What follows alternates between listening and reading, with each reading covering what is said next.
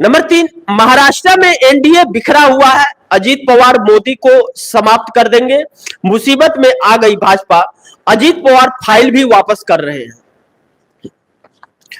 Bharatiya Janata party के लोग जो फाइलें लेकर के जा रहे हैं उस फाइल पे साइन नहीं कर रहे हैं, अजीत पवार लौटा रहे हैं। और शरद पवार को लेकर के अजीत पवार ने कहा कि शरद पवार को कोई कुछ बोलेगा नहीं, वह हमारे चाचा हैं, भगवान तुल्य है। अलग अलग हम काम कर रहे हैं। मैं अपने ही घर की पार्टी तोड़ करके आया, लेकिन हम परिवार के बीच में कोई कुछ बोलेगा तो बर्दाश्त नहीं होगा।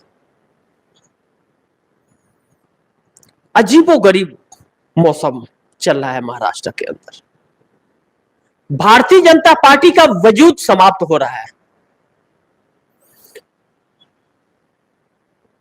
एकनाथ शिंदे की शिवसेना, भाजपा और अजीत पवार के लोग छोड़ छोड़ करके इंडिया गठबंधन में जा रहे हैं और कांग्रेस में शामिल होने की कवायदे और कोशिशें कर रहे हैं। यह माना जा रहा है कि जो जिताऊ कैंडिडेट है वह भाजपा का साथ छोड़ रहे हैं, वह इंडिया गठबंधन में कांग्रेस की तरफ जा रहे हैं। आचार संहिता लगने के बाद इस्तीफों की झड़ी लग जाएगी, हरियाणा से भी कई गुना ज्यादा। यह जानते हुए कि एनडीए गठबंधन नरेंद्र मोदी के नेतृत्व में 50 सीटों को भी क्रॉस नहीं कर पाएगा, सरकार की तो बात छोड़ दे और दशकों तक आने की उम्मीद नहीं है। इस बाबत गौतम अडानी और नरेंद्र मोदी को महाराष्ट्र बहुत जरूरी है और नरेंद्र मोदी वह पूरा नहीं कर पा रहे क्योंकि नरेंद्र मोदी के काला चेहरा वह देश के सामने आ चुका है। ऐसी परिस्थिति में नरेंद्र मोदी के लिए मुश्किलें बढ़ रही हैं। अजीत पवार को हटा नहीं सकते क्योंकि मराठा में फिर बगावत हो जाएगा। जो भी वोटें मिलनी है वह भी नहीं मिलेगी। अजीत पवार अपने चाचा शरद पवार के साथ जाने के लिए बहुत कोशिश कर रहे हैं, माफिया भी मांगते फिर रहे हैं, लेकिन वह माफ करने के मूड में नहीं नजर आ रहे हैं। उन्होंने नो वैकेंसी का बोर्ड लगा दिया। इंडिया गठबंधन की मजबूती और देश के मुद्दे, युवाओं के रोजगार के मुद्दे और महिलाओं की सुरक्षा के मुद्दे यह बहुत बड़े हैं। किसानों को उनको एमएसपी कीमत चाहिए। उन्हें लखपति दीदी बनाने वाले गरीबों की तादाद पहाड़ बनाते जा रहे हैं।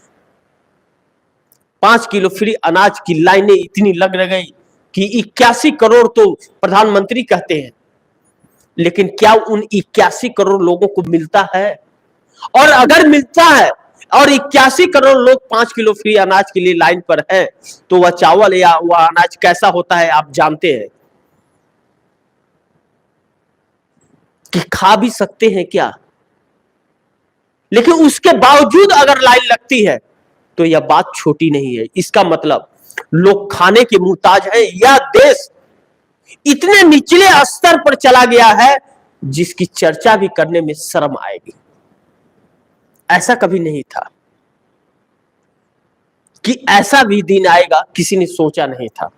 सपने रोजगार के दिखाए गए थे और इतने बड़े रोजगार का 2 करोड़ हर साल वारा न्यारा इस देश के हो जाते, लेकिन वही आरक्षण को समाप्त करते गए और आरक्षण से मिल रही नौकरियां जिन संस्थाओं में थी उन संस्थाओं को ही एक एक करके यह हटाते गए।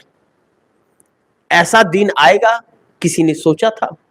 किसी ने नहीं सोचा था। लेकिन कहते हैं ना कि समय का पहिया घूमता है और समय का पहिया घूमा और इस देश के गुनाहों का उसे कीमत चुकानी पड़ी 10 सालों तक। और अब वही देश उसी समय के पहिए के साथ चलते हुए इन्हें अस्वीकार कर दे रहा है। इनकी परेशानी का सबब यह है।